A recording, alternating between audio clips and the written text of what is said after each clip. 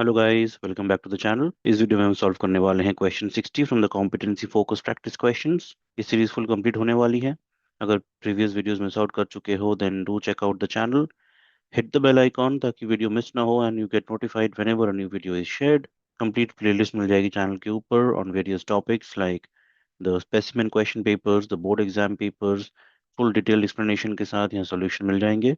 Do check them out and do share with your friends ताकि preparation में कोई कमी ना हो for the upcoming IEC and CBSE examinations. If you have any doubts, do let me know in the comments box below. I'll help you out. Without further ado, let's get started with the question. Question 60 is on retirement of a partner. यहाँ पे कमर retire कर रहे हैं। Pawan, Kamar and Raj are partners in a firm. उनका old PSR दिया हुआ है 5:3:2। उनका नया PSR दिया हुआ है 3:2। बैलेंस शीट हमें दी हुई है। गुडविल, प्लांट, वैल्यूएशन सब दिए हुए हैं। हमें बनाना है नया बैलेंस शीट। ना कैपिटल अकाउंट बनाना है, ना रिवैल्यूएशन अकाउंट बनाना है सिर्फ नया balance sheet. One by one समझ लेते हैं, चीज़ों को कर लेते हैं साइड बाय साइड और बेटर अंडरस्टैंडिंग। सबसे पहली चीज़ जो कैलकुलेट करनी होती है पूरे सम में वो है the gaining ratio. New share, old share and the gain. Pawan का न्यू शेयर है 3/5, राज का न्यू शेयर है 2/5। ओल्ड शेयर था 5/10 और राज का ओल्ड शेयर था 2/10। माइनस करके तुम्हें मिल जाएगा 1/10 and 2/10। That means the gaining ratio is 1:2। Step by step करते हैं। सनरी क्रेडिटर्स 8,000 है बैलेंस शीट में। यहाँ पे सनरी क्रेडिटर्स के बारे में कुछ भी नहीं कहा गया है। सो नई बैलेंस शीट में सनरी क्रेडिटर्स फुल 8,000 यहाँ पे आ जाएगा। सेम फॉर बिल्स पेबल, 2,000 है बिल्स पेबल। इसके बारे में भी कोई एडजस्टमेंट में कुछ भी नहीं कहा गया है पूरे क्वेश्चन में। So bills payable 2,000 as it is आ जाएगा। Two items are sorted. Capital account का कैलकुलेशन हम करेंगे। Pawan, Kamar and Raj working notes में उनका ओपनिंग कैपिटल यहाँ लिख दो और टोटल कैपिटल लिख दो। प्लांट 30,000 है बैलेंस शीट में वैल्यू और नया वैल्यू दिया हुआ है 36,000। सो ये एज इट इज आ जाएगा बैलेंस शीट में 36,000 द न्यू वैल्यू। फर्नीचर का भी सेम चीज, 20,000 है ओल्ड वैल्यू, रिवैल्यूड वैल्यू है 24,000। सो फर्नीचर का भी 24,000 नया बैलेंस शीट में आ जाएगा। Same for stock as well. Stock का ओल्ड वैल्यू है 22,000, न्यू वैल्यू है 20,000। तो 20,000 आ जाएगा नए बैलेंस शीट में। तो this three items are sorted. Debtors के बारे में भी कुछ नहीं कहा गया कहीं पर भी। So debtors as it is 18,000 आ जाएगा नया बैलेंस शीट में। कैश एट बैंक 4,000 है ओल्ड वैल्यू, लेकिन एज पर द क्वेश्चन नया बैलेंस 12,000 रखना है cash at bank. So the new value is 12,000। Cash at bank आ जाएगा 12,000। कैलकुलेशन से भी जब करेंगे हम 12,000 ही आएगा। We can cross check that. So हमारे सारे आइटम्स यहाँ के सॉर्ट आउट हो गए हैं एसेट साइड के, और सन्डी creditors and bills payable sort out हो गए हैं। बचा सिर्फ कैपिटल। तो कैपिटल का बढ़ा लेते हैं वैल्यूज। अब ओल्ड बैलेंस शीट में जनरल रिजर्व है, इसके बारे में कुछ नहीं कहा गया है। As per the rules general reserve partners के बीच में डिस्ट्रीब्यूट हो जाएगा in the old ratio. Share of goodwill, Kamar जा रहा है, कमर अपना शेयर लेकर जाएगा। कमर का शेयर होगा 40,000 का 3/10। कमर का शेयर है 3/10 विच इज 12,000।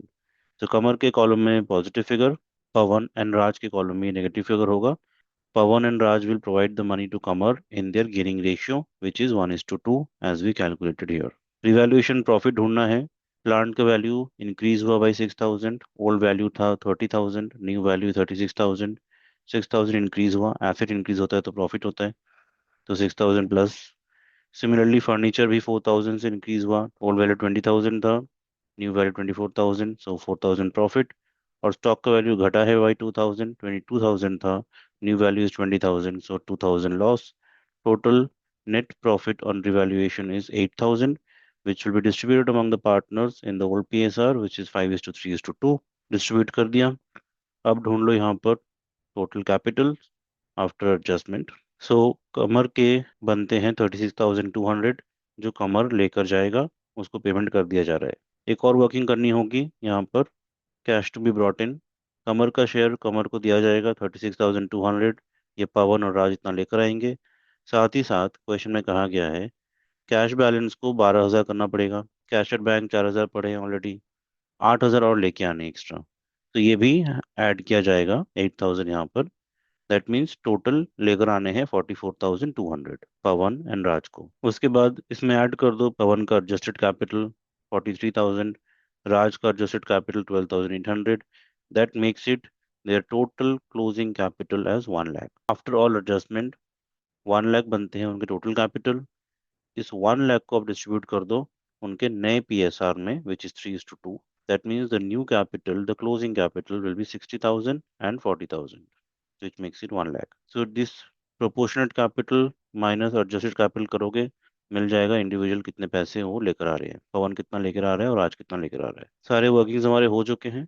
हमें चाहिए था capital 60,000 and 40,000, that we have found. Will put it in the closing capital in the balance sheet, 60 and 40, the sum is done, balance sheet is done. So capital account बनाने की जरूरत नहीं है यहाँ पर।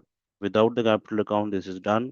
Workings अगर सही से कर लेते हो so capital account की जरूरत नहीं है and the sum can be done in lesser time। Be very careful when you're doing this, there can be chances of some careless mistakes, so be very careful। Hope this was helpful। कोई भी अगर doubts रहते हैं do let me know in the comments box below, I'll help you out। Do share with your friends as well if they have any doubt that can help you prepare better as well। Stay connected। इस series में और भी questions आने वाले हैं। Hit the bell icon to stay notified so that you don't miss out any videos। Thanks for watching।